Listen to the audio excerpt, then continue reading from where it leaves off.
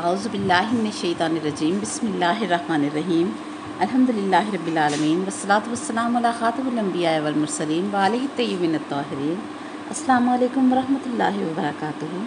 जी जनाब, कैसे हैं आप सब साथी? उम्मीद करती हूँ मवद्दत और वलायत की अजीम तरीन नेमत बाँटती मुहर्रम हराम की हर घड़ी और हर साथ से आप और मैं हम सब फैज़याब हो रहे हैं कि रब्बुल इज़्ज़त ने मुहर्रम हराम में अपने महबूब पाक सल्लल्लाहु अलैहि वसल्लम के घर के गम को ख़ुद ताज़ा रखा हुआ है। इसीलिए रोज़ बरोज़ उम्मत मवद्दत और वलायत के इस दायरे में सुकून तलाश करते हुए इत्मीनान क़ल्ब पा रही है। जैसा कि पहले भी बात हुई है कि ईमान और चीज़ है और दिल का इत्मीनान और चीज़ है, और अल्लाह करीम और रसूल पाक सल्लल्लाहु अलैहि वसल्लम, शरीयत और क़यामत और जन्नत और जहन्नम का ईमान हर तबके और हर मसलक इस्लाम को है। लेकिन ज़िंदगी में मरने से लेकर कब्र और हशर के तमाम मामलात बखैर खूबी अंजाम पा लेने के बाद जन्नत के असूल का इत्मीनान फ़कत मवद्दत अहले बैत अलैहिमुस्सलाम और वलायत अली अलैहिस्सलाम का अक़ीदा रख कर जीने वालों को है। ये साहिबान ईमान भी हैं, साहिबान इरफान भी हैं, और यही लोग साहिबान इत्मीनान भी हैं कि नफ्स मुतमइन्ना की मोहब्बत और मवद्दत और गम में ये सुबह से शाम करते हैं। इसीलिए करबला के मैदान में हमें हज़ारों लाखों की फ़ौज हर तरह की आसाइशों में भी परेशान नज़र आती है, और मौला इमाम हुसैन अलैहिस्सलाम शहादत का वक़्त करीब आने के बावजूद और 3 दिन की भूख और प्यास के बावजूद 72 लाशें भी उठा चुके थे, लेकिन मौला हुसैन पाक के चेहरे पर इत्मीनान के आसार में इजाफ़ा होता चला जा रहा था। यहाँ तक कि किताबों में लिखा है, मिनहाजुत तुलू में तहरीर है कि जब अली असगर अलैहिस्सलाम की शहादत भी हो गई और इमाम हुसैन अलैहिस्सलाम अकेले रह गए, अकेले होकर आखिरी हमले के बाद ज़मीन पर तशरीफ़ लाए, ज़ीन से गिरे और खाके करबला पर बैठे हैं, और अपनी शमशीर को करबला की रेत में गाड़ कर शमशीर के कब्ज़े पर मौला हुसैन पाक ने माथा रखा हुआ है और महवे फ़िक्र हैं। यहाँ पर यजीदी फ़ौज का एक रिपोर्टर था जिसे यजीद ने खुसूसी तौर पर मुतय्यन किया था कि मुझे शिमर और उमर इब्न साद, मोहम्मद बिन अश वगैरह पर, इन जर्नलों पर इत्मीनान नहीं है कि ये मुझसे झूठ बोल सकते हैं और शिमर मुझे धोखा दे सकता है। तुम साथ जाओ और सब कुछ लिखो और आकर मुझे रिपोर्ट देना कि जब मेरी फ़ौजों ने हुसैन इब्न अली अलैहिस्सलाम की फ़ौज के साथ मुकाबला किया तो कैसे किया। एक एक लम्हे की रुदाद लिखना और बिलखुसूस हुसैन इब्न अली अलैहिस्सलाम की एक एक हरकत को नोट करना और आकर मुझे बताना। 2 मुहर्रम को ये रिपोर्टर करबला पहुंचा और इसकी आंखें हुसैन मौला अलैहिस्सलाम पर गड़ गईं कि ये देखता रहता कि हुसैन मौला अलैहिस्सलाम दोस्तों से कैसे खिताब कर रहे हैं, दुश्मन फ़ौज से क्या बात कर रहे हैं, कैसे इबादत कर रहे हैं। सब कुछ ये लिख रहा था और महफूज कर रहा था। यहाँ तक कि जैसे जैसे दिन गुजरते रहे ये मौला हुसैन के करीब तर होता रहा कि अल्लाह करीम ने इंसान की फितरत में खैर से मोहब्बत रखी है। इंसान फितरतन पाक पकीज़ा पैदा किया गया है, इसीलिए तो जब बच्चा गंदा हो जाता है तो पैम्पर बदलने के लिए रोने लगता है। लेकिन इस मासूमियत और पाकीज़गी पर समाज और माशरे में पल बढ़कर इसकी इस फितरत पर गर्द आ जाती है, और अल्लाह करीम का फ़लसफ़ा के रसूलों को भेजना और किताबों को नाजिल करना, ये फ़लसफ़ा भी इसीलिए है कि अंबिया शरीयत लाकर इंसान की फितरत पर आई इस गर्द को झाड़ते हैं और इंसान की फितरत असली वापस आ जाती है। अब ये रिपोर्टर भी यजीदी था, शाम में रहता था, जहाँ मोहम्मद सल्लल्लाहु अलैहि वसल्लम और आले मोहम्मद सल्लल्लाहु अलैहि वसल्लम और बिलखुसूस मौला कायनात अली मौला के ख़िलाफ़ प्रोपेगेंडा का ख़ास माहौल था। लेकिन जब हुसैन मौला के नूर की हकीकत को करीब से मुशाहिदा कर रहा था और बिला अंदाज़ा हुसैन मौला की तरफ लपकता जा रहा था, 9 मुहर्रम आ गई और हस्बे रूटीन ये इमाम हुसैन अलैहिस्सलाम के खेमे के बाहर खड़ा इंतज़ार कर रहा था कि कब मौला खेमे से बाहर आएँ और ये चेहरा हुसैन मौला का दीदार कर ले। यहाँ तक कि शहादत उज़्मा मौला हुसैन अलैहिस्सलाम के करीब के वक्त में भी जब इसको यकीन हो गया कि अब भी फ़ातिमा ज़हरा सलामुल्लाह अलैहा का लाल कुछ देर का मेहमान रह गया है और उसका इतना खून बह चुका है कि ज़िंदा ना रह पाएगा, अब इसके अपने अंदर एक जंग शुरू हुई। उसने इस जंग पर काबू पाने के लिए उमर इब्न साद की तरफ दौड़ लगाई और कहा कि ए उमर साद, मुझे इजाज़त दो कि मैं इस ज़ख्मी को 2 घूंट पानी पिला दूँ। तो उमर साद ने कहा, तू यजीद का एतमाद का बंदा है, उसे हम पर शक है लेकिन तुझ पर यकीन है, और तू यजीद के सबसे बड़े दुश्मन को पानी पिलाना चाहता है।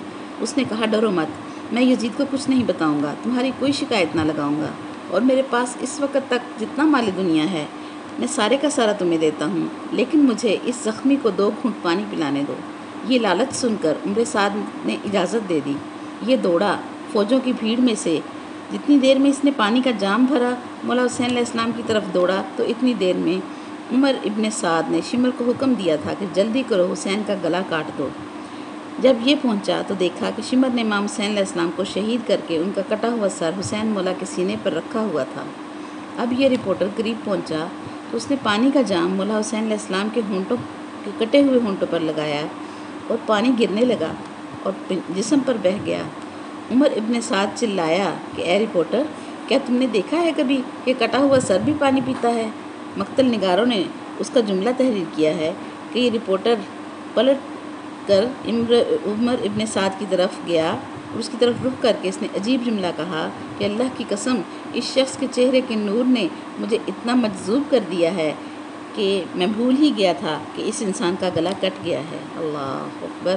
جب انسان کا گلا کٹ جائے تو چہرے کی کیفیت پہلے والی نہیں رہتی، لیکن 21 دن کے سارے سفر میں شام پہنچنے تک، یکم سفر تک، پورے راستے میں لوگ حسین مولا کے چہرے کو دیکھ کر حیران ہوتے رہتے تھے کہ کیا چہرہ ہے، کیا اطمینان ہے اس مکھڑے مبارک پر۔ سبحان اللہ! سورہ فجر جسے اہل بیت علیہ السلام جو ہیں وہ سورہ حسین علیہ السلام بتاتے ہیں کہ اس سورہ فجر کا نام سورہ حسین ہے۔ اس سورہ فجر میں بھی مولا حسین علیہ السلام سے اللہ کریم نے خطاب کیا اور فرمایا یا ایتھا النفس المطمئنہ ارجعی الی ربک، اے نفس مطمئنہ لوٹ آ اپنے وطن کی طرف۔ یاد رکھیں، ان خاندان تطہیر کا لوٹنا صحن کبریائی میں ہے۔ اللہ کریم حسین مولا سے کہہ رہا ہے لوٹ آ، جہاں سے میں نے تجھے بھیجا تھا، اپنے رب کے پاس لوٹ آ۔ ہم جہاں زندگی گزار رہے ہیں یہ عالم ملک ہے، اس سے اوپر عالم ملکوت ہے، اس سے اوپر عالم نفس ہے، پھر عالم ملکوت اعلیٰ ہے، پھر عالم جبروت ہے، پھر عالم بیت المعمور ہے۔ اللہ اکبر! اور آسمان جہارم اس وقت انبیاء کی ارواح آسمان جہارم میں ہیں، بیت المعمور میں ہیں، اور بیت المعمور ملائکہ انبیاء کی ارواح کی آخری حد ہے۔ اس سے بالاتر عالم لاہوت ہے، عالم اسماء و صفات ہے۔ ثم دنا فتدلی کا مقام اس سے آگے ہے، یہ قرب پروردگار کی انتہائی منزل ہے۔ جبریل علیہ السلام تو چوتھے آسمان پر ہی رک گئے تھے کہ یہی ارواح انبیاء اور ارواح ملائکہ کی آخری منزل ہے۔ اب حسین مولا علیہ السلام سے کیا کہا جا رہا ہے کہ اے نفس مطمئنہ لوٹ آ اپنے رب کی طرف۔ تیسری سند رب نے فرمائی فادخلی فی عبادی، آ اور میرے بندوں میں شامل ہو جا۔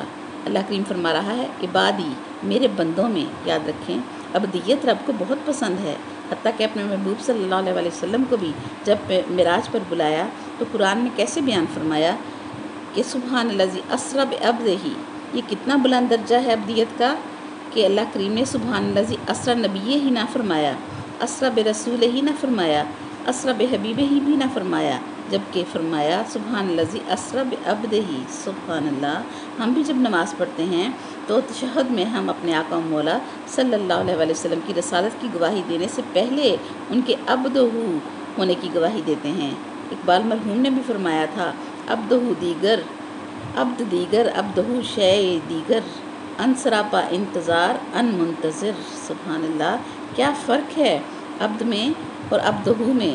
عبد وہ ہے، اقبال فرماتے ہیں، جو کوہ طور پر کھڑا ہو کر حق تعالیٰ کی تجلی کا انتظار کرے وہ عبد ہے، اور جس کا بزم عرش پر اللہ کریم خود انتظار کرے وہ عبدہ ہے۔ سبحان اللہ! سبحان اللہ! اللہ کریم نے فرمایا یہ بلند ترین درجہ ہے عبدیت کا، اللہ کریم کے نزدیک عبدہ ہونا۔ اس لیے رب نے حسین مولا کو بھی فرمایا فادخلی فی عبادی، اللہ اکبر! میرے بندوں میں داخل ہو جا، میں بھی تیرا انتظار کر رہا ہوں، میرا رسول بھی تیرا انتظار کر رہا ہے، بی بی فاطمہ تو زہرا سلام اللہ علیہا بھی تیرا انتظار کر رہی ہیں، اور حسن علیہ السلام بھی تیرا انتظار کر رہا ہے۔ میرے کچھ بندے تیرا انتظار کر رہے ہیں۔ فادخلی فی عبادی وادخلی جنتی فرما کر واضح کر دیا، سند دی کہ آ کر میری جنت میں داخل ہو جاؤ۔ سبحان اللہ! 4 سندیں دی اللہ نے حسین مولا علیہ السلام کو۔ یاد رکھیں، جنت مکان نہیں ہے، جنت ایک مقام کا نام ہے کہ ہم اپنے مرحومین کے لیے بلند درجوں میں مقام مانگتے ہیں۔ معلوم ہوا ہر ایک کی جنت اور درجہ الگ ہے۔ عین ممکن ہے ہم سب کے سب جنتی ہوں، لیکن یہ بھی ممکن ہے کہ ہم کبھی بھی ایک دوسرے کو نہ دیکھ سکیں۔ اور خوشبوئے قرآن کے سامعین اس بات کو غور سے سمجھ لیں کہ ہر انسان کے درجہ جنت کا تعین اس کے علم، عمل، معرفت اور خلوص کی بنیاد پر ہوتا ہے۔ اللہ کریم عادل ہے۔ ایسا نہیں ہے کہ بھیڑ بکریوں کی طرح اللہ تعالیٰ سب کو ایک ہی جگہ بند کر دے اور کہے کہ سب یہاں رہو۔ نہیں، جنت کا درجہ الگ الگ ہے۔ علم پر درجہ ہے، معرفت پر درجہ ہے، عمل اور خلوص پر درجات کی بلندی ملتی ہے۔ اور حدیث پاک ہے، مولا صادق علیہ السلام فرماتے ہیں کہ اہل جنت 70,000 سالوں میں صرف ایک مرتبہ سردار جنت مولا حسین ابن علی کے چہرے کی زیارت کا شرف حاصل کریں گے۔ سبحان اللہ۔ اب سمجھ لیں کہ خود حسین مولا جس جنت میں ہیں وہ جنت الگ ہے، جنت مکان نہیں ہے، جنت ذی مراتب درجوں والا مقام ہے۔ اللہ کریم نے جنت آسمان چہارم پر رکھی ہے، اور حسن مولا کس درجہ جنت میں ہیں؟ راضیۃ مرضیہ پر ہیں۔ اللہ اکبر۔ حسین مولا بھی راضیۃ مرضیہ پر ہیں۔ حسین مولا علیہ السلام عالم لاہوت سے عالم جبروت کی جنت میں تشریف لائیں گے 70,000 سال میں ایک مرتبہ اہل جنت کے لیے۔ معلوم ہوا حسین مولا کی جنت الگ ہے، جہاں اللہ کریم نے حسین مولا کو رکھنا ہے، اور باقی انسانوں کی جنت الگ ہے۔ اسی سورہ فجر میں اصحاب حسین علیہ السلام کا بھی ذکر کیا گیا ہے۔ کربلا والوں کا مقام بھی بیان کیا گیا ہے کہ روز عاشور امام حسین علیہ السلام کے صحابی سعید بن عبداللہ حنفی وہ صحابی حسین ہیں کہ جب باقی صحابہ کرام نے روز عاشور خواہش کی کہ فرزند رسول زوال ہو گیا ہے اور دل چاہتا ہے کہ آپ کی امامت میں ایک آخری نماز پڑھ لیں، اس کے بعد امام حسین علیہ السلام نے نماز کا اہتمام کیا، اور روز عاشور جو یہ نماز پڑھائی یہ نماز خوف تھی۔ کوئی یہ نہ سمجھے کہ نفس مطمئنہ کا حامل نماز خوف کیوں پڑھ رہا ہے۔ اور نماز خوف کی اصطلاح یہ ہے کہ یہ 2 رکعت نماز ہوتی ہے اور حالت جنگ میں ہوتی ہے۔ طریقہ یہ ہے کہ آدھے سپاہی امام کے آگے کھڑے ہوتے ہیں اور آدھے سپاہی امام کے پیچھے کھڑے ہوتے ہیں، ان نمازیوں کی حفاظت کرتے ہیں۔ امام 1 رکعت پڑھنے کے بعد بیٹھے رہتے ہیں اور پچھلے نمازی کھڑے ہوتے ہیں، اور پہلی رکعت امام کے ساتھ پڑھ کر دوسری رکعت خود پڑھتے ہیں، اور جیسے ہی وہ نماز مکمل کر کے اٹھتے ہیں امام کھڑے ہو جاتے ہیں۔ یہ امام کی دوسری رکعت ہوتی ہے، اور محافظ دستہ ہوتا ہے وہ آ کر امام کے پیچھے کھڑا ہو جاتا ہے۔ یہ ان کی پہلی رکعت ہوتی ہے، اور امام کی دوسری رکعت میں شامل ہو کر یہ شریک جماعت ہو جاتے ہیں۔ جو پہلے نماز پڑھ چکے ہیں وہ فاصلی دستے کی جگہ آ کر کھڑے ہو جاتے ہیں۔ یاد رکھیں، شریعت میں نماز خوف صرف اور صرف اس وقت پڑھی جا سکتی ہے جب کسی مسلمان گروہ کی جنگ کسی کافر گروہ سے ہو۔ اگر کسی مسلمان گروہ کی جنگ مسلمان گروہ سے ہو، وہاں نماز خوف نہیں پڑھی جائے گی۔ کہ علی مولا نے بھی جنگ جمل، جنگ صفین اور جنگ نہروان میں نماز خوف نہ پڑھی، کہ نماز خوف کا صرف ایک محل ہے کہ نماز خوف اس صورت میں پڑھنے کی اجازت ہے جب مسلمانوں کا لشکر جو ہے وہ کافروں کے گروہ سے جنگ کرے۔ اور 10 محرم الحرام میں امام حسین علیہ السلام نے میدان کربلا میں نماز خوف پڑھ کر قیامت تک دشمن کے کفر پر مہر تصدیق ثبت کر دی کہ خبردار قیامت تک کوئی میرے دشمنوں کو، میرے قاتلوں کو مسلمان نہ کہے کہ مسلمانوں کی جنگ ہوئی تھی، اور مسلمانوں کی جنگ تو کیا، ملا تو 2 شہزادوں کی جنگ کہتا ہے، استغفر اللہ، اور خود کو جہنم کا ایندھن بنا رہا ہے۔ اب امام حسین علیہ السلام نے نماز خوف شروع کی، اور سعید بن عبداللہ حنفی آگے حفاظتی دستہ بن کر کھڑے ہو گئے۔ زہیر ابن کین بھی ان کے ساتھ تھے۔ عمر ابن سعد نے تیر اندازوں سے کہا کہ کوشش کرو کہ حسین مولا نماز مکمل نہ کر پائیں، اور حسین مولا کا کام تمام کر دو۔ ادھر مولا نے نماز شروع کی، ادھر انہوں نے تیر زنی شروع کر دی۔ زہیر ابن کین بڑھ بڑھ کر تیر روک رہے ہیں، اور سعید بن عبداللہ حنفی کو 114 تیر سر سے پاؤں تک لگے، لیکن بدستور وہ سیسا پلائی دیوار بن کر محبت حسین علیہ السلام میں برابر کھڑے ہیں کہ اگر میں گر گیا تو تیر کہیں حسین مولا کو نہ لگ جائے۔ اب جیسے ہی حسین مولا کی آواز سنی، السلام علیکم ورحمۃ اللہ وبرکاتہ، اب سعید جو ہے وہ گرے، لیکن زمین پر نہ گرے بلکہ تیروں پر معلق ہو گئے، اور تیروں پر گرنے کی وجہ سے مزید جو ہے تیر جسم میں اتر گئے۔ اب ان کی جان لبوں پر آ گئی، اور نظر امام حسین علیہ السلام کی طرف تھی۔ رخ کر کے عرض کیا، کیا میں نے آپ کے ساتھ وفا کی؟ اللہ اکبر۔ یاد رکھیں، 7 محرم سے لے کر 10 محرم تک 3 دن کے بھوکے پیاسے اس صحابی حسین نے شب عاشور جاگ کر 5 گز چوڑی اور 5 گز گہری خندق کھدوائی تھی، تمام صحابہ حسین کے ساتھ مل کر، اور جو وقت بچا تھا سحر کے قریب تو میدان کربلا کی ساری جھاڑیاں کاٹ کر اس خندق کو جھاڑیوں سے بھرا کہ جب حسین مولا شہید ہوں تو رخصتے آخر کے موقع پر جائیں تو ان جھاڑیوں کو جلا دیں کہ دشمن شہادت کے فوراً بعد حملہ آور نہ ہو جائیں اور خیموں میں بیویاں اس وقت تک سنبھل جائیں۔ یہ سعید بن عبداللہ حنفی اس حالت میں پوچھ رہے ہیں کیا میں نے آپ کے ساتھ وفا کی؟ اللہ اکبر! اتنا کچھ کر کے بھی پوچھتے ہیں کہ کیا میں نے آپ کی خدمت کا حق ادا کیا؟ یہ 72 کون ہیں کہ جانتے ہیں کہ اتنا کچھ کر کے بھی حق حسین ابن علی علیہ السلام ادا نہیں ہو سکتا۔ اسی لیے اللہ نے قرآن میں قسم کھائی، والفجر، مجھے حسین کی قسم، ولیال عشر، ان 10 راتوں کی قسم جنہیں میں نے قیامت تک حسین کے لیے خاص کر دیا، والشفع والوتر، مجھے جنت کی قسم، مجھے جفت کی قسم، مجھے طاق کی قسم، واللیل اذا یسر، مجھے رات کی قسم جب وہ ڈھلنے لگے۔ 10 راتوں کی قسم اٹھانے کے بعد پروردگار ایک رات کی قسم کیوں کھا رہا ہے؟ یہ رات شب عاشور کی رات ہے۔ اللہ اکبر! کیا ہوا تھا شب عاشور؟ سمجھنا چاہتے ہیں تو پہلے رک کر شب ہجرت کو سمجھیں۔ شب ہجرت میں کیا ہوا؟ قرآن میں رب نے ارشاد فرمایا شب ہجرت کا ذکر کرتے ہوئے، وَمِنَ النَّاسِ، لوگوں میں سے، مَن یشری، ایک ایسا ہے جو بیچتا ہے نفسہ، اپنا نفس، اپنی زندگی، اپنی جان، اللہ اکبر، کس سے بیچتا ہے؟ خدا کو، ابتغاء مرضات اللہ، کس بدلے میں بیچتا ہے؟ اللہ کی رضا کے بدلے میں، اللہ کی مشیت کے بدلے میں۔ لوگوں میں سے ایک ایسا ہے جس نے شب ہجرت اپنی جان اللہ کو بیچ کر اللہ کی رضا خود خرید لی ہے۔ دنیا کے تمام تاجر مل کر دن کے اجالے میں ایسی تجارت نہ کر سکے جو علی ابن ابی طالب علیہ السلام نے رات کے اندھیرے میں بستر رسالت مآب صلی اللہ علیہ وسلم پر سو کر لی۔ کیا بیچا؟ اپنی جان علی مولا نے بیچی۔ اللہ اکبر! شب ہجرت اللہ کو بیچی اور اللہ کی رضا خود خریدی۔ آج بھی بدعقیدہ ملا یہ دعویٰ کرتا ہے کہ علی مولا نے کسی کی بیعت کر لی تھی، بی بی صاحبہ کے بعد بیعت کر لی تھی۔ علی مولا نے ایسا کچھ بھی نہیں کیا تھا۔ یاد رکھو، علی مولا کے ساتھ کسی کی بیعت بیان کرنے سے پہلے اس آیت کو قرآن سے نکال دینا، ورنہ یہ آیت قیامت تک آواز دے رہی ہے کہ شب ہجرت جب علی علیہ السلام نے اپنا نفس اللہ کو بیچا اور اللہ کی رضا خرید لی تو بتائیں اب نفس علی کہاں ہے؟ نفس علی اللہ کے پاس ہے، سبحان اللہ، اور اللہ کی رضائیں مولا علی کے پاس ہیں جس نے جان دے کر خریدی ہیں۔ اب اگر کسی کو علی علیہ السلام کی بیعت بتانے کا شوق ہے تو وہ اللہ کے پاس جائے کہ علی کا نفس وہاں ہے، اور اگر کسی کو رضی اللہ بننے کا شوق ہے تو علی مولا کے دروازے پر آ جائے کہ رضائے الہی یہاں ہے۔ اگر اس کا سر علی کے دروازے پر آ گیا تو وہ رضی اللہ بن جائے گا، اور اگر بدبخت سر جھکانے کی بجائے علی مولا کو مولا ماننے کی بجائے علی مولا کے مقابلے پر آ گیا تو رضی اللہ تو نہ بنے گا، لعنت اللہ یقیناً بن جائے گا۔ پھر رب نے جب فرمایا واللیل اذا یسر، مجھے رات کی قسم جب وہ ڈھلنے لگے، یہ شب عاشور کی رات ہے۔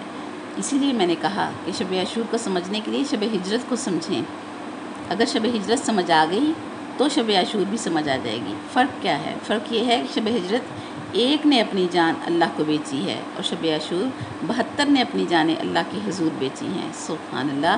کیوں نبی صلی اللہ علیہ وسلم کے صحابی رضی اللہ تعالیٰ عنہ ہیں اور حسین مولا کے ساتھی علیہ السلام کیوں بن گئے ہیں؟ اور کچھ لمحے پہلے ملحق ہوا مولا حسین علیہ السلام کے ساتھ اور وہ علیہ السلام ہو گیا۔ کس میں جرت ہے کہ اصحاب حسین کو کوئی رضی اللہ کہہ سکے؟ حسین مولا کون ہے؟ اس رات میں کیا ہوا؟ اللہ اکبر! ان کے 72 ساتھیوں نے اللہ کی مشیت شب عاشور خریدی تو ان پر اللہ کا سلام آیا۔ حالانکہ شب عاشور حسین مولا نے اپنے صحابیوں سے کہا تھا کہ میں بھی تم پر راضی ہوں، میرا نانا محمد رسول اللہ صلی اللہ علیہ وسلم بھی تم پر راضی ہے، علی علیہ السلام بھی تم پر راضی ہیں اور اللہ بھی تم پر راضی ہے، چلے جاؤ، میں تمہیں جنت کی ضمانت دیتا ہوں۔ یاد رکھیں، یہ ضمانت کوئی ملا، مولوی، مفتی نہیں دے رہا تھا جنت کی، بلکہ وہ جنت کی ضمانت دے رہا ہے جو خود مالک جنت ہے، سردار جنت ہے۔ اللہ اکبر! وہ بندہ جنت کی ضمانت دے رہا ہے، لیکن ان میں سے کوئی بھی اٹھ کر نہ گیا، حتیٰ کہ چراغ جو ہے وہ گل کرنے کا حکم دیا گیا۔ مولا حسین پاک نے علی اکبر علیہ السلام کو حکم دیا کہ علی اکبر اٹھو اور چراغ بجھا دو۔ اللہ اکبر! ایک چراغ بجھا اور 72 چراغ جل اٹھے۔ مولا حسین کے خیمے میں گریہ اور رونے کی آوازیں بلند ہو گئیں تو مولا حسین علیہ السلام نے چراغ جلانے کے لیے آواز لگائی کہ عباس اٹھو اور چراغ جلا دو۔ سبحان اللہ! جانتے تھے کہ اندھیرے اور تاریکی میں بھی عباس میرے ساتھ کھڑا ہے، عباس مجسمِ وفا ہے، سراپا وفا ہے، عباس علمدار نے چراغ جلایا، روشنی ہوئی، 72 کے 72 موجود تھے، اور سب سے پہلے حسین مولا کے دوست حبیب اٹھے اور عرض کی، اے فرزند رسول، آپ فرما رہے ہیں کہ ہم چلے جائیں، آج چلے گئے تو روز قیامت آپ کی والدہ کو کیا منہ دکھائیں گے؟ اور باقیوں نے بھی عرض کی کہ اے فرزند رسول، ایک نہ ایک دن مرنا تو ہے، اگر ہمیں ابدی اور سرمدی زندگی بھی ملے تب بھی ہم اپنی جانیں آپ کے قدموں پر قربان کر دیں گے۔ اور کسی نے اٹھ کر کہا کہ اے فرزند رسول، میرے جسم کو ٹکڑے ٹکڑے کر دیا جائے، میرے جسم کو جلا کر راکھ بنا کر فضا میں اڑا دیا جائے یا پانی میں بہا دیا جائے، اور اس طرح سے 70,000 بار مجھے زندگی دے کر اسی طرح سے مارا جائے، پھر بھی میری ایک ہی خواہش ہوگی کہ میں اپنی جان آپ کے قدموں پر قربان کر دوں۔ اللہ پر۔ اور جناب سعید بن عبداللہ نے عرض کی، اے فرزند رسول، جن افراد کو ان کی ماؤں نے پیدا ہی اس دن کے لیے کیا ہے وہ آپ کو چھوڑ کر کیسے جا سکتے ہیں؟ سبحان اللہ، کتنا عظیم فکرہ ہے جو سعید بن عبداللہ نے بولا۔ حسین مولا علیہ السلام نے ان کے جواب میں فرمایا، جزاکم اللہ انی خیر الجزاء۔ پھر سند جاری فرمائی، انی لا عالم اصحاب اوفا من اصحابی، کہ بے شک میرے علم میں نہیں ہیں کوئی ایسے اصحاب جو میرے اصحاب سے زیادہ باوفا ہوں۔ سبحان اللہ، کہ رسول اور نبی کی حد جنت ہے، ملائکہ، انبیاء، رسول، ان کی جنت آسمان چہارم پر ہے۔ ان 72 نے کیا تجارت کی کہ مولا حسین کی جنت کیا ہے؟ رب کہہ رہا ہے، فادخلی جنتی، میری جنت میں داخل ہو جا۔ اور جب سعید بن عبداللہ حنفی نے 114 تیر کھانے کے بعد عرض کی، اے حسین ابن علی، کیا میں نے آپ کے ساتھ وفا کی؟ تو خود نتیجہ نکالیں۔ حسین مولا علیہ السلام نے فرمایا، یا سعید انت امامی فی الجنہ، اے سعید، تو جنت میں ہمیشہ میری آنکھوں کے سامنے رہا کرے گا۔ اللہ اکبر، جس جنت میں حسین علیہ السلام ہیں وہیں یہ 72 ہیں۔ کسی نے مرحوم مولانا اظہر حسن زیدی سے پوچھا تھا کہ بتائیں اصحاب رسول صلی اللہ علیہ وسلم اور اصحاب حسین میں کیا فرق ہے؟ کہنے لگے، کوئی فرق نہیں ہے، بس ایک لفظ کا فرق ہے۔ لوگوں نے پوچھا، وہ کون سا فرق ہے، وہ کون سا لفظ ہے؟ تو انہوں نے فرمایا، آؤ اور جاؤ، یہ 2 لفظ ہیں، ان کا فرق ہے۔ پوچھا گیا، یہ کیا فرق ہوا؟ تو کہنے لگے، نبی صلی اللہ علیہ وسلم 83 جنگوں میں کہتے رہے، آؤ، کوئی نہ آیا سوائے علی مولا کے، اور حسین علیہ السلام ساری رات چراغ بجھا کر کہتے رہے، جاؤ، تو کوئی نہ اٹھا۔ یہ اصحاب حسین کی کیفیت ہے شب عاشور میں۔ اور خیمہ حسینی میں جناب حضرت قاسم اٹھ کر کھڑے ہوئے، جو کہ مولا حسن علیہ السلام کے بیٹے ہیں اور مولا حسین علیہ السلام کے بھتیجے ہیں۔ ظاہری عمر ان کی 13.5 سال ہے، لیکن باطنی، روحانی، ذہنی اور عقلی عمر کیا ہے؟ اللہ اکبر۔ قرآن نے معیار ولایت بیان کیا ہے۔ رب ارشاد فرماتا ہے، ان زعمتم انکم اولیاء اللہ من دون الناس فتمنوا الموت، اگر تم یہ دعویٰ کرتے ہو کہ ہم اللہ کے ولی ہیں تو پھر موت کی تمنا کرو۔ معلوم ہوا معیار ولایت تمنائے موت ہے، تمنائے شہادت قرآن نے معیار ولایت بیان فرمایا ہے۔ تو پھر علی مولا نے نہج البلاغہ میں جو ارشاد فرمایا ہے کہ اللہ کی قسم میں موت سے اتنی محبت کرتا ہوں جتنی ایک چھوٹا بچہ اپنی ماں کے دودھ سے محبت کرتا ہے۔ سبحان اللہ۔ اور جب مولا قاسم نے امام حسین علیہ السلام سے پوچھا کہ کیا میرا نام بھی شہیدوں میں ہے یا نہیں، تو مولا حسین علیہ السلام نے پوچھا، پہلے آپ یہ بتائیں موت آپ کے نزدیک کیا ہے؟ تو بھتیجے نے عرض کی، چچا جان، موت میرے لیے شہد سے زیادہ شیریں ہے۔ یہ جناب قاسم علیہ السلام کی عقل اور معرفت کا مقام ہے۔ اور میدان کربلا میں شہادت کی اجازت سب سے مشکل جس ہستی کو ملی وہ جناب قاسم ہیں۔ حضرت ابو الفضل عباس علمدار علیہ السلام سے بھی زیادہ مشکل ان کو اجازت ملی۔ صبح سے مسلسل بار بار خیمہ حسین علیہ السلام میں جاتے اور عرض کرتے کہ چچا مجھے جنگ کی اجازت دے دیں، لیکن امام حسین علیہ السلام فرماتے، آپ میرے بھائی حسن کی یادگار ہو، میں کیسے آپ کو موت کے حوالے کر دوں؟ مسلسل جا جا کر اجازت نہ ملی تو تنہا بیٹھ کر زار و زار رونے لگے۔ جناب قاسم اچانک روتے ہوئے یاد آیا بچپن کا ایک واقعہ کہ جب ان کی عمر 3.5 سال تھی اور باپ حسن مجتبیٰ کو زہر مل چکا تھا اور مولا حسن کے منہ سے جگر کے ٹکڑے کٹ کٹ کر گر رہے تھے، تو اس وقت کربلا کی تیاری مولا حسن پاک نے کی اور اپنی بیوی ام فروہ سے فرمایا کہ لکھنے کو کچھ لا دو، قلم کاغذ دے دو۔ اپنی شہادت سے کچھ دیر پہلے تحریر لکھ کر جناب قاسم کے گلے میں ڈال دی اور ام فروہ سے کہا، میرے بیٹے سے کہنا کبھی زندگی میں بہت پریشان ہو اور ایسی مشکل میں ہو جس کا حل نہ ملتا ہو تو اس تحریر کو کھول کر پڑھ لے۔ اللہ اکبر۔ پھر 10-11 سال مشکل کوئی بھی نہ پڑی کہ مولا حسین علیہ السلام نے شفقت سے اپنے اس یتیم بھتیجے کا خیال رکھا۔ اور آج شہادت کا شوق تنگ کر رہا ہے اور چچا سے اجازت نہیں مل رہی ہے، تو وہی تحریر کھول کر پڑھی اور لکھا تھا ان کے باپ مولا حسن مجتبیٰ نے، یا بنیہ ان کان امو کا حسین وحیدن فریدن مظلومن عطشانن۔ اللہ اکبر۔ اے میرے بیٹے قاسم، اگر زندگی میں ایسا وقت آئے کہ تیرا چچا حسین دشمنوں میں اکیلا، مظلوم اور پیاسا ہو اور اس کا کوئی ساتھ دینے والا نہ رہے، تو بیٹے قاسم اس لمحے اپنے چچا حسین پر قربان ہو جانا۔ جناب قاسم کا چہرہ کھل اٹھا یہ تحریر پڑھ کر، دوڑے دوڑے امام حسین علیہ السلام کی بارگاہ میں حاضر ہوئے اور عرض کی، چچا یہ تحریر پڑھ لیں۔ مولا حسین پاک نے تحریر پڑھی اور تحریر پڑھ کر ان کی آنکھیں نم ہو گئیں، اور کربلا کی تاریخ میں یہ ایک ہی بار ہوا ہے کہ مولا حسین نے جناب قاسم کو سینے سے لگایا، اور چچا بھتیجا جب ایک دوسرے کے سینے سے لگے تو اتنا روئے، اتنا گریہ کیا کہ دونوں بالآخر غش کھا کر گر گئے، اور بی بی زینب عالیہ سلام اللہ علیہا نے آ کر اٹھایا۔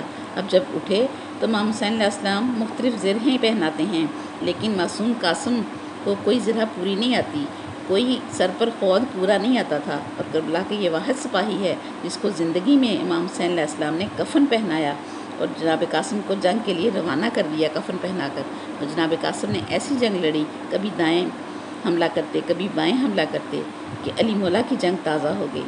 کبھی لشکر کے درمیان میں جا کر تلوار چلائی تو عمر ابن سعد کو غصہ آیا اور کہا، اس نے ایک پہلوان ارزق شامی کو کہ تم نامی گرامی پہلوان ہو، اکیلے 1000 افراد کے ساتھ لڑ سکتے ہو، اس بچے کا کام تمام کرو۔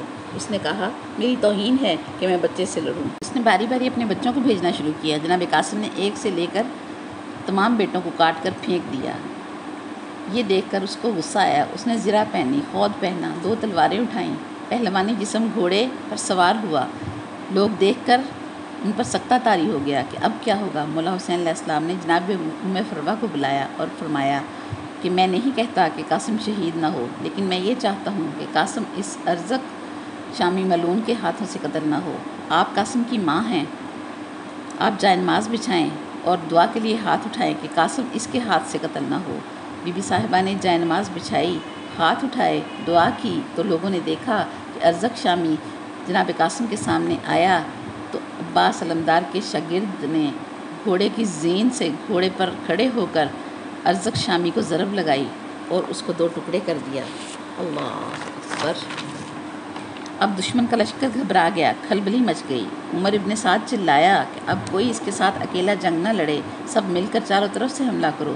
چاروں طرف سے فوجیں بڑھیں اور تیر والوں نے تیر مارے، نیزے والوں نے نیزے مارے، تلواروں والوں نے تلواریں چلائیں، اور بالآخر ظالم نے جناب قاسم کے سر اقدس پر گرز مارا، اور فرزند حسن مجتبیٰ جناب قاسم خود کو سنبھال نہ سکے، گرنے لگے تو پاؤں رکاب میں پھنس گئے۔ اللہ اکبر۔ اور جب جناب قاسم گھوڑے پر تھے تو قاسم تھے، اور جب وہ زمین پر پہنچے تو تقسیم ہو گئے۔ ایک مرتبہ آواز دی، چچا جان میری مدد کو آئیں۔ مولا حسین ابن علی علیہ السلام گھوڑے کو دوڑاتے ہوئے دوڑے تو دشمن کے گھوڑے دوڑنا شروع ہو گئے، اور جناب قاسم کی لاش پامال ہو گئی۔ اور جب جناب قاسم کی لاش کی یہ حالت دیکھی تو امام حسین علیہ السلام نے فرمایا، اے بھتیجے قاسم، مجھے معاف کر دینا، تیرے چچا نے تیری لاش پر پہنچنے میں تاخیر کر دی۔ اب جیسے مالی پھول چنتا ہے، مولا حسین پاک نے جناب قاسم کے جسم کو مکمل کرنے کی کوشش کی، کوئی ٹکڑا کہیں ہے، کوئی ٹکڑا کہیں ہے، لیکن جب دیکھا جسم مکمل نہیں ہو رہا تو ابراہیم علیہ السلام کی طرح مولا حسین علیہ السلام نے آواز لگائی، اے قاسم، میں تیرا امام ہوں، تیرا مولا ہوں، تیرا چچا ہوں، میں امام کی حیثیت سے تمہیں حکم دیتا ہوں، جہاں جہاں ہو جمع ہو کر آؤ۔ تو ٹکڑوں سے آواز آنے لگی، لبیک یا حسین، لبیک یا حسین، لبیک یا حسین۔ اللہ اکبر۔ حسین ابن علی نے ٹکڑوں کو جمع کیا اور اعلان شہادت قاسم علیہ السلام کیا تو سب بیبیاں جمع ہو گئیں، لیکن ام فروہ نہیں ملی۔ حسین مولا نے بی بی فضہ سے کہا کہ جا کر ام فروہ کو بلاؤ اور بتاؤ کہ قاسم کی لاش آ چکی ہے۔ اور جب بی بی فضہ ام فروہ کے خیمے میں گئیں تو دیکھا کہ ام فروہ سجدے میں اللہ کا شکر ادا کر رہی ہیں، یہ کربلا کی ماں ہے۔ اللہ اکبر۔ سجدہ شکر کے بعد وہ لاش کے پاس آئیں، ماتھا چومنا چاہتی تھیں، خواہش تھی کہ ہاتھ چومیں، لیکن جناب قاسم کے وجود کا کوئی حصہ نہ مل رہا تھا۔ آخر عرض کی مولا حسین علیہ السلام سے کہ قاسم کا وہ کرتا مجھے دے دیں جو جگہ جگہ سے تار پھٹا ہوا ہے، خون آلود ہے۔ اللہ اکبر۔ وہ قمیض لے کر خیمہ میں چلی گئیں اور سارے سفر کربلا میں اسے ساتھ رکھا، اور جب کربلا سے شام پہنچیں اور شام سے مدینے میں آئیں تو اس تار تار کرتے کو قبر امام حسن مجتبیٰ علیہ السلام پر پھیلا دیا اور کہنے لگی، اے میرے آقا، آپ نے فرمایا تھا اپنے بیٹے سے کہ اپنے چچا سے وفا کرنا، دیکھ لیں آپ کے بیٹے نے آپ کا حکم پورا کیا ہے۔ رب العزت ہمیں خاندان تطہیر کے اس غم میں کو محسوس کرنے کی توفیق عطا فرمائے، اور ان سب قربانیوں کو یاد کر کے اپنے اندر بھی قربانی کا جذبہ پیدا کرنے کی توفیق عطا فرمائے کہ ہم بھی دین کے لیے، رب العزت کے نام اور اس کے نبی اور اس کی آل کی بقا کے لیے کچھ بھی کر سکتے ہیں کریں، کم از کم اتنا کریں کہ خود ان سے محبت اور مودت رکھیں، اپنی اولادوں کو ان سے محبت اور مودت سکھائیں، اور رب العزت ہماری قیامت تک آنے والی نسلوں کو ان سے محبت اور مودت میں رکھے۔ آج کے لیے اتنا ہی۔ وآخر دعوانا الحمدللہ رب العالمین۔ سبحانک اللہم و بحمدک ونشہد ان لا الہ الا انت نستغفرک ونتوب الیک۔ السلام علیکم ورحمۃ اللہ وبرکاتہ۔